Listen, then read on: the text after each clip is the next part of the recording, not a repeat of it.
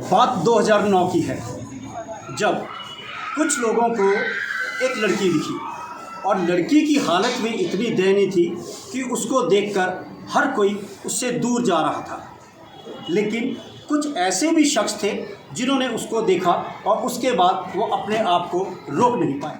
ना सिर्फ उन्होंने उस लड़की का उपचार किया, बल्कि वहाँ से एक ऐसी प्रेरणा ली कि उसके बाद एक अनेक सामाजिक कार्य करते चले गए। अनेकों भी नहीं कहेंगे, लाखों का पौधारोपण किया। हजारों अज्ञात शव या कोई वो जो बेसहारा थे उनको भी मुखाग्नि दी। मानवता के लिए एक सही मिसाल अगर किसी ने पेश की, 14 व्यक्ति वो जो आज सामाजिक दायित्वों को निभाते हुए कई बार सम्मानित भी हो चुके हैं। उन्होंने मिलकर एक संस्था बनाई। उस संस्था का नाम भी वही रखा जो उन्होंने जिससे प्रेरणा भी ली थी, यानी मानवता की सेवा। आज हमारे साथ त्रिमूर्ति है। वैसे तो इनकी 14 सदस्यीय टीम है, लेकिन आज हमारे साथ ये 3 लोग हैं। ये 3 कौन हैं आपको बता दें। इस संस्था के प्रधान इंद्रजीत सिंह जी, वहीं अनमोल सिंह राणा जी जो कि उप प्रधान हैं, वहीं दर्शन सिंह जी जो कि महासचिव हैं। सबसे पहले तो आप तीनों का हमारी लाइव स्ट्रीम में बहुत बहुत स्वागत है, बहुत बहुत मुबारक। सबसे पहले हम वही किस्सा जानना चाहेंगे जहाँ से आपने शुरुआत की, यानी जहाँ से आपने एक लड़की को देखा। कौन थी वो लड़की और उसको देखने के बाद जो आपके मन में आया, उसको आप एक बार हमारे दर्शकों के साथ ज़रूर साझा करें। नमस्कार जी, मेरा नाम इंद्रजीत सिंह राणा, गांव जगतपुर। मैं एक छोटी सी प्राइवेट क्लिनिक चलाता हूं और ट्रांसपोर्टर हूं। 2009 में मेरी जहां पे शॉप थी, मेडिकल शॉप, वहां पर एक लड़की थी 12-13 साल की, जिसके पाँव में और टांगों में जो है कीड़े पड़े हुए थे। उसको रेडी के ऊपर घुमा रहे थे उसके परिजन और भीख मांग रहे थे। तो हमें हमारी टीम ने, मैंने देखा कि इसको इलाज की ज़रूरत है। हमने उसका इलाज शुरू करवाया और 3-4 साल लगे उसको ठीक होने में। वो लड़की जो है बिल्कुल ठीक हो गई। अब पीजीआई में भी हमने इलाज करवाया और हमने खुद भी काफ़ी उसका इलाज करवाया। अगर बात की जाए अंतिम संस्कारों की, आपने जो है तकरीबन 1000 से ज़्यादा जो है अंतिम संस्कार भी किए हैं लावारिस शवों के जो है, और कोरोना काल में भी जो आप बढ़ चढ़ कर जो आपने इस कार्य को किया है, तो इसकी प्रेरणा कहाँ से मिली? और करीब कितने लोगों का जो है वो आप अंतिम संस्कार वगैरह कर चुके हैं? जी, हम अब तक तकरीबन 27 लोगों का अंतिम संस्कार कर चुके हैं। एक्चुअली क्या हुआ कि वहाँ पर जो बुज़ुर्ग थे, एक हमारे पुल है एक जिगर खाना में, वहाँ पर पुल थे, उनका अंतिम संस्कार करना था। वो जो उनके परिजन थे एक दो, तो वो नहीं कर पा रहे थे। वो जो प्रशासन है वो जब किसी के परिजन साथ हो तो अंतिम संस्कार के लिए मान्यता नहीं देता, उनको पैसा नहीं देता। तो हमें फ़ोन आया कि ऐसी बात है कि उनको 3 दिन हो गए थे डेड बॉडी को, लेकिन अंतिम संस्कार नहीं कर पा रहे थे। तो हमने उनको जाकर लेके आए शमशान घाट के ऊपर, उन्होंने अंतिम संस्कार भी करवाया और प्रतापपुरी साहिब में उनका जो अस्थि विसर्जन की और उनके लिए पाठ भी करवाया। यानी ये कोरोना काल में किया, उसके बाद भी आप रेगुलर अभी तक ये कार्य करते चले आ रहे हैं? हाँ जी, कोरोना काल में तो हमारे पास तकरीबन लाशों के समझो ढेर लगे हुए थे, बहुत बुरा हाल था। लोग अपने जो परिजन हैं उनको भी लाशें ऐसे ही छोड़कर अपने गाँव की और जैसे कोई युवती का है तो कहीं का भी है छोड़कर भाग रहे थे, क्योंकि उनको डर था कि हमें भी कोरोना बीमारी ना हो जाए। तो हमने कंटिन्यू जो ये सेवा है जारी रखी है। सुना है आपकी संस्था इस प्रकार के शवों को का भी अंतिम संस्कार करती थी, जो पीजीआई या फिर जिनको पुलिस भी इनकार कर देती थी उसमें, वो उस प्रकार की कितने आपने शव जो है जिनका अंतिम संस्कार करवाया? सर ऐसा है कि कुछ केस ऐसे होते थे जिनमें पुलिस भी कतराती थी, क्योंकि इसमें स्मेल ज़्यादा और बहुत कारण होते हैं, आपको पता ही है। और इस मतलब कि हमने कम से कम 15-16 मतलब ऐसे संस्कार भी किए हैं जिनको हाथ तक नहीं लगाया जा सकता था। उसमें काफ़ी जो हमारा प्रशासन है, डीएसपी है, एसपी है और जजेस की टीम है, उन्होंने हमें सम्मानित किया था इस मामले में भी। तो आप पौधारोपण कार्यक्रम भी बड़े स्तर पे चलाया है, उस विषय में भी हमारे दर्शकों को जानकारी दें कि कितने पौधे आपने लगाए और क्या आपने संदेश दिया लोगों को। ऐसा है कि हमारी जो टीम है पिछले 13-14 साल से लगातार अपने इलाके में कंटिन्यू कार्य करती जा रही है। तो उसमें हमारा एक, जब से हमने देखा है कि एक ग्लोबल वार्मिंग के रूप में एक नया जो हमारे सामने एक प्रॉब्लम आने वाली है, तो उसको मद्देनज़र रखते हुए हमारी टीम ने ये फैसला लिया है कि आज के बाद हम बेशक हफ्ते बाद या 15 दिन के बाद या महीने बाद कुछ ना कुछ ऐसा इकट्ठे होके पौधारोपण करेंगे जिसमें हम अपने इलाके की कोई बड़ी शख्सियतें, जैसे लास्ट ईयर हमारे वहाँ पे आईजी जो बन चुके हैं मोहित चावला जी, वो भी उन्होंने हमारे साथ मिल के पौधारोपण किया था। और हमारे जो नए एमएलए बने हैं बाबा हरदीप सिंह जी, उन्होंने भी हमारे साथ मिल के पौधारोपण किया था, जिसमें हमने कम से कम भी 1 लाख से ऊपर पौधे जो है लगा चुके हैं। और हमारी यही कोशिश रहेगी कि अपने आसपास के वातावरण को हम दूषित होने से बचाएं और हरियाली को बढ़ाएं, ताकि आने वाले बच्चों को और ऑक्सीजन जो है प्रॉपर तरह से मिल सके। जो है विकलांगता भी आपके शरीर में है, क्या है ये? क्योंकि सुनने में तो ये बात आई थी कि ऐसा हुआ कि पौधारोपण कर रहे थे जिसमें आप इसमें चोटिल हुए, और क्या रहा ये? एक्चुअली सर, हम एक पहाड़ी थी वहाँ पर ना, तो बारिश हुई थी, क्योंकि बारिश के दौरान ही पौधारोपण किया जाता है, तो तभी सक्सेसफुल होते हैं बोलते। और मैं और मेरी टीम पहाड़ी के ऊपर थे, तो वो थोड़ा ज़मीन का हिस्सा था वो पूरा नीचे आ गया, तो जो मेरे साथ थे उनको बच गए, तो थोड़ा मेरे पत्थर जो है टांग के ऊपर आ गए, तो मेरी टांग फ्रैक्चर हो गई, तो मेरे ऑपरेशन भी हुए और 51% जो है 51%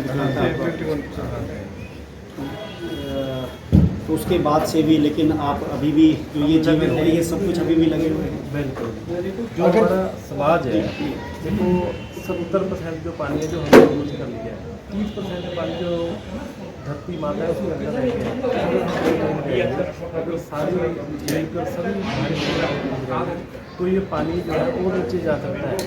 जो आने वाली पीढ़ी है उनको पानी नहीं मिलेगा। अगर ऐसा ही रहा, हम पेड़ काटते जाएंगे, लगाएंगे नहीं, तो पानी कैसे मिलेगा? मैं इंद्र जी सिर्फ एक बात इसमें जानना चाहूँगा, क्योंकि देखो जो पौधारोपण है वो दुनिया भर की संस्थाएं करती रहती है, लेकिन वो पौधारोपण के बाद उसके बाद वो अपनी जिम्मेवारी से पल्ला झाड़ लेते हैं, उसके बाद भी आप उन पेड़ों की तरफ ध्यान देते हैं? क्या है जो आप पौधा लगाते हैं, क्या है? बिल्कुल, आपने बहुत अच्छा क्वेश्चन किया। सर जी, हमने अपने 1.5 लाख के अभी हमें सर्वे किया 1 लाख। हमने सर जहाँ पे ट्रैक्टर जाता है या पानी लेके जा सकते हैं, वहाँ पर हमने मतलब पूरी कोशिश की। तो इसीलिए जो गवर्नमेंट इनके डिपार्टमेंट ने, फॉरेस्ट ने हमें जो एनओसी दी है, इसलिए हमने सम्मानित भी किया है। उसने लिखा है कि आपका जो 1 लाख होता है वो बच गया है, काफ़ी बड़ा आंकड़ा है। हाँ जी, 1 लाख हो गया है, मतलब कि वो वही है जहाँ पे हम उसकी सेवा कर सकते हैं। अभी जो सूखा बहुत बड़ा है, बरसात लेट हुई है बहुत ज़्यादा, तो हमने ट्रैक्टर के थ्रू जहाँ भी हम जा सकते थे वहाँ पे पेड़ों को पानी डाला है। और जो जंगली जीव है उनके लिए हमने काफ़ी जगह जो है तालाब खुदवाए हैं, उनमें भी हम लगातार पानी डलवा। समाज सेवा के कार्य आप कर रहे हैं, और क्या क्या जो सामाजिक कार्य हैं जिसमें आपने अहम भूमिका निभाई? क्योंकि आपने बताया कि शवों को मतलब कि अंतिम संस्कार करना, पौधारोपण करना, इसके अलावा जैसे और भी है रक्तदान शिविर या और भी कुछ और किस तरह के सामाजिक कार्य हैं? क्योंकि हम जो मेडिकल कैंप है वो भी लगाते रहते हैं। और सबसे ज़्यादा दिक्कत जब कोरोना था तब आई थी। जो ऑक्सीजन सिलेंडर है वो 10-10 हज़ार का लोग ब्लैक में दे रहे थे, तो हमें मतलब लोग सिर्फ ऑक्सीजन के कारण ही कुछ लोग मर रहे थे, क्योंकि गरीब आदमी नहीं ले सकते इतना महंगा। तो हमें हिमाचल से नहीं मिले, हमने पंजाब से गवर्नमेंट से संपर्क किया, तो हमें अचानक मिल गया वहाँ से 165 सिलेंडर। तो हमने सिलेंडर है, तो हमने मतलब कि यहाँ देने शुरू कर दिए जिसको भी जरूरत थी। पर्थगढ़ गुरुद्वारा साहिब है, उन्होंने भी हमें सम्मानित किया था, पंजाब गवर्नमेंट ने भी हमें सम्मानित किया था। जो भी लोग आते थे जरूरतमंद, चाहे पंजाब का हो, हिमाचल का हो, हरियाणा का हो, कहीं का भी हो, उसको हम ऑक्सीजन सिलेंडर देते थे। हमारे वहाँ 165 सिलेंडर थे, लेकिन अभी वो उस टाइम कोई बिहार चला गया, कोई कहीं चला गया, कोई कहीं, कोई मर गया, कोई कुछ हो गया, कोई कुछ हो गया, तो हमें वापस ही नहीं आए थे। सिर्फ 3 दिन अंदर हमारे वापस आए 165। यानी 162 सिलेंडर जो है उनका पता ही कुछ वो सेवा में चले। सेवा में चले। बिल्कुल। और उसके अलावा जो आपके देखो पिछली बार जब आपदा आई थी उसमें लोगों के मकान भी चले गए थे, क्या सहायता उस समय भी कोई आप लोगों की संस्था आगे आई है या? हाँ जी, उस समय सर जी हमारे वहाँ 45 तो आराम शहर के रहते 45 मकान पर एक जैसे पहाड़ी के गाँव ही बैठ गया। गाँव जो है बिल्कुल तबाही हो गया। तो उसमें रात को 1-1:30 बजे हमें फ़ोन आता है कि ऐसी बात हो गई, तो हम 2:30 बजे वहाँ पहुँचते। तो उस टाइम तो हम कुछ नहीं कर पाते, लेकिन हम जान और माल का कर सकते हैं। सुबह होती है तो हम उनके लिए राशन तिरपालें और सारा बंदोबस्त करते हैं, और हमने उनके लिए जितने भी घर गिरे थे उनके लिए आर्थिक मदद की। विभिन्न समाज सेवी कार्यों के साथ साथ ये जो संस्था है ये गरीब बेटियों की शादी में भी उनका सहयोग करती है और कई बेटियों की शादी करवाई है। तो आपने कितनी अभी तक शादियां करवाई हैं और किस तरह से आप फाइनेंशियल जो स्टेटस देखते हैं उस फैमिली का और किस आधार पे जो आप मदद करते हैं? ऐसा है कि हमारी जो संस्था है, सबसे पहले तो अगर हमारे पास कोई गांव की किसी गांव से कोई रिकमेंड आता है कि हमारे गांव में ऐसी कोई गरीब लड़की है जिसकी शादी आ गई और उसके पेरेंट्स जो है शादी करने में सक्षम नहीं है, तो उस समय हम क्या करते हैं कि हमारा हमने एक सेट किया हुआ है कि अगर इस लेवल में आते हैं तो 51,000, 31,000 या 1 लाख जो भी है, या फिर हम जैसे दहेज का कुछ सामान या राशन का सामान जो है उस परिवार को हम दे देते हैं। तो उसमें हम कई चीज़ें देखते हैं, जैसे BPL में आते हैं कई परिवार, तो उसके घर की कंडीशन खुद जाके विजिट करते हैं कि हाँ ये वाकई में ज़रूरतमंद है या नहीं है। जहाँ पे हमें लगता है कि हाँ ये ज़रूरतमंद है, कई ऐसे पेरेंट्स हैं जिनके माता पिता नहीं होते हैं और बच्ची अकेली होती है, उनके रिश्तेदार मिलकर जो है उनकी शादी करवाते हैं, और वो भी इतने सक्षम नहीं होते हैं कि हम इसकी शादी कर, तो उस समय में संस्था का खुद सहयोग देते हैं, जैसे कि उस शादी के दहेज के सामान भैया हम क्या 51,000 तक का, और इसके लिए हमें जो सहायता मिलती है वो हमारे नालागढ़ के कई ऐसे हमारे सूझवान व्यक्ति हैं जो हमें डोनेट भी करते हैं, और टाइम टू टाइम मंथली हमारे जो हमारी संस्था का अकाउंट है उसमें भी पेमेंट डाल देते हैं। और सबसे ज़्यादा सहयोग मिलता है नालागढ़ के जो अभी मिले हुए हैं बाबा जी, तो उन्होंने भी हमारी बहुत सहायता की। विभिन्न समाज सेवी कार्यों के साथ साथ ये जो संस्था है ये गरीब बेटियों की शादी में भी उनका सहयोग करती है और कई बेटियों की शादी करवाई है। तो आपने कितनी अभी तक शादियां करवाई है और किस तरह से आप फाइनेंशियल जो स्टेटस देखते हैं उस फैमिली का और किस आधार पे जो आप मदद करते हैं? ऐसा है कि हमारी जो संस्था है, सबसे पहले तो अगर हमारे पास कोई गांव की किसी गांव से कोई रिकमेंड आता है कि हमारे गांव में ऐसी कोई गरीब लड़की है जिसकी शादी आ गई और उसके पेरेंट्स जो है शादी करने में सक्षम नहीं है, तो उस समय हम क्या करते हैं कि हमने एक सेट किया हुआ है कि अगर इस लेवल में आते हैं तो 51,000, 31,000 या 1 लाख जो भी है, या फिर हम जैसे दहेज का कुछ सामान या राशन का सामान जो है उस परिवार को हम दे देते हैं।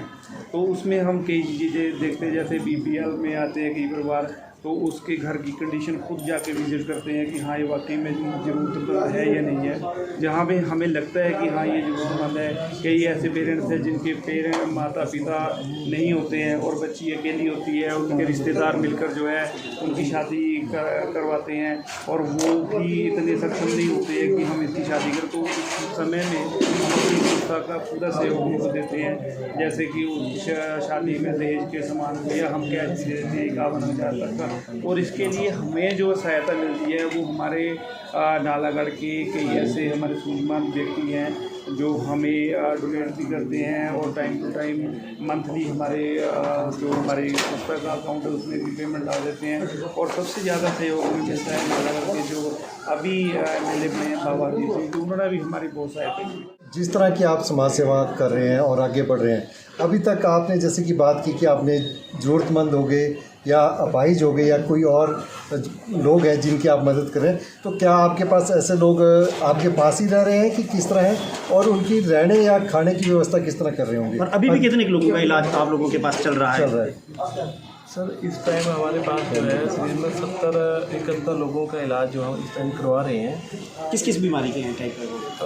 किसी जो अपना इलाज नहीं करवा पाते, जैसे किसी को मिर्गी के दौरे पड़ते हैं, किसी को कुछ हुआ है, किसी को कैंसर है, मतलब जो अपना इलाज हर तरह की नहीं करवा बीमारी, पाते, हर तरह की। किसी को मेंटल केस है, इसमें ज़्यादातर मेंटल केस है वो ऐसे ना।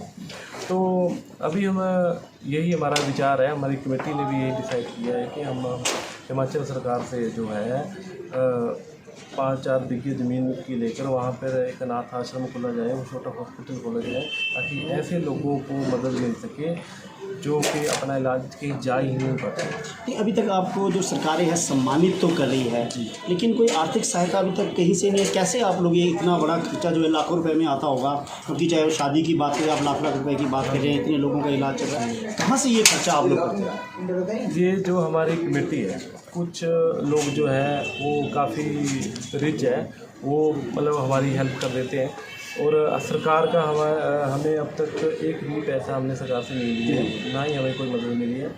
लेकिन अभी हमें उम्मीद है कि हमें सरकार से जो है ज़मीन के रूप में हेल्प मिलेगी। ज़मीन के रूप में एक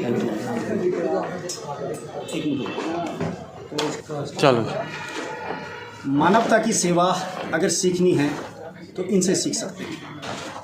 इस समय हमारे साथ जो ये लोग हैं, ये सिख समुदाय से, लेकिन जो ये संस्था है मानवता की सेवा, इसमें सिर्फ सिख ही कम्युनिटी के लोग नहीं हैं, सभी धर्मों को रिप्रेजेंट करने वाली ये संस्था है, चाहे हिंदू हो, मुस्लिम हो, सिख हो, चाहे ईसाई हो।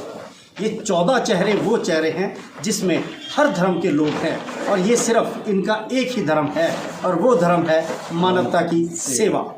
सरकार से भी हम आग्रह करते हैं कि इनको एक जगह की उम्मीद है, और वो जगह इसलिए कि ये वहाँ पर एक आश्रम बना सके या एक अस्पताल बना सके जहाँ पर बेसहारों की सहायता कर सके। फ़िलहाल आज के लिए इतना ही, हमें दीजिए इजाज़त। जल्द आपसे अलग मुद्दे पर फिर चर्चा होगी, जल्द मिलेंगे। नमस्कार, जय हिंद।